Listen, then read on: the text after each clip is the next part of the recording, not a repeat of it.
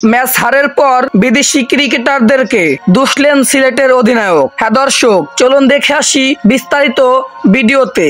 চলতি বিপিএলে টানা হারের বৃত্তত্বে ঘুরপাক খাচ্ছে সিলেট স্ট্রাইকার্স। শুক্রবার ম্যাচে ফ্রাঞ্চাইজি দুবার রাজশাহীর কাছে 65 রানের বড় ব্যবধানে হেরেছে তারা। ম্যাচ হারের জন্য সিলেট অধিনায়ক আরিফুল হক সরাসরি বিদেশি ক্রিকেটারদেরকে দোষ দিয়েছেন। তিনি বলেন, তারা পারফরমেন্স না করার দলের এমন অবস্থা। আরিফুল বলেন, আমার কাছে মনে হয় এই উইকেটে 185 লক্ষ তারা করার মতো ছিল, কিন্তু বিদেশি ক্রিকেটাররা আমাদের পুরোপুরি সাপোর্ট করছে না। সব মিলিয়ে 7টা ম্যাচ খেলতাম, আমাদের দেশি ক্রিকেটাররাই পারফর্ম করেছে।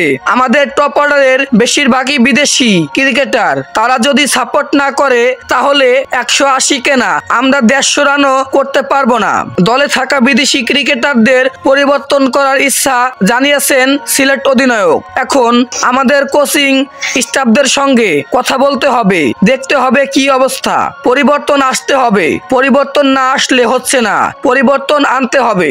জয়ের জন্য 3 বিভাগেই ভালো পারফর্ম চান আরিফুল। আমার কাছে মনে হয় আমরা কোনোদিন হয়তো ব্যাটিং ভালো করেছি। আপনার টপ অর্ডারে যদি রান না হয়, শেষ দিকে আপনি যতই মারেন না কেন 120 কিংবা 150 রানই হবে, এর চেয়ে বেশি হবে না। সুতরাং টপ অর্ডার থেকে যদিও রান আসে, নিচের ব্যাটাররা খুব সুন্দর ক্যারিও করতে পারে। জেতার জন্য আমাদের 3টা জায়গা পারফর্ম করা দরকার। 3টা জায়গা একইভাবে খেলতে পারছি না আমরা। চট্টগ্রাম জোহর আহমেদ চৌধুরী স্টেডিয়ামে এদিন প্রথমে টস জিতে আগে ব্যাটিং এ নেয় রাজশাহী। নির্ধারিত 20 ওভারে তারা 7টি উইকেট হারিয়ে 184 রান সংগ্রহ করে। দলের পক্ষে রায়ান বাল সর্বোচ্চ 41 রান এবং এনামুল হক বিজয় 32 রান করেছেন। লক্ষ্য তারা 17 ওভার 3 বলেই 119 রানে গুটিয়ে যায় সিলেট স্ট্রাইকার্স। 7 ম্যাচের মধ্যে 6ষ্ঠ হারে তারা পয়েন্ট টেবিলের 6 নম্বরে রয়েছে।